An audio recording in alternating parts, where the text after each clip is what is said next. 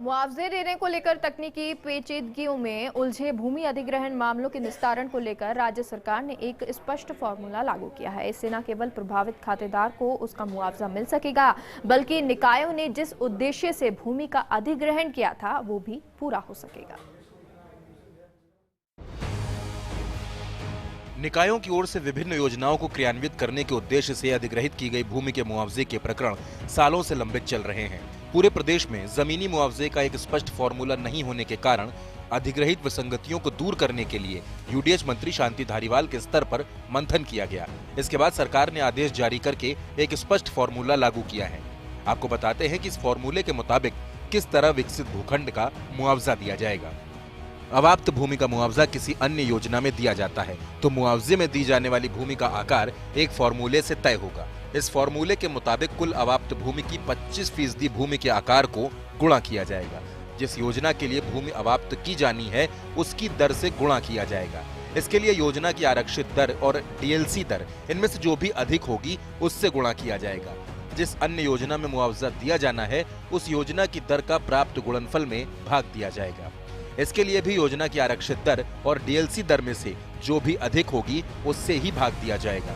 इस भागफल से प्राप्त आकार की भूमि बतौर कुल मुआवजा दी जाएगी। इसी फॉर्मूले के मुताबिक मुआवजे में दिए जाने वाले आवासीय भूखंड के क्षेत्रफल की गणना के लिए अवाप्त भूमि के 20% क्षेत्रफल से गुणा किया जाएगा।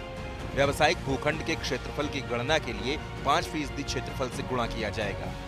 अधिग्रहण के कई मामलों में भूमि जयपुर विकास प्राधिकरण, अजमेर विकास प्राधिकरण और जोधपुर विकास प्राधिकरण की विभिन्न धाराओं के तहत संबंधित प्राधिकरण खातेदार से आपसी समझौते के आधार पर भूमि लेता है। तो ली गई जमीन के बदले ऐसे मामलों में कितना जमीनी मुआवजा दिया जाए, इसके लिए भी तीनों प्राधिकरण में समान फॉर्मूला लागू किया गया है।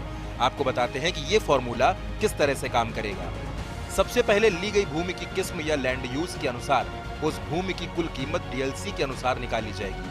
जिस योजना में मुआवजा दिया जाना है उसकी डीएलसी दर का ली गई भूमि की कुल कीमत में भाग दिया जाएगा।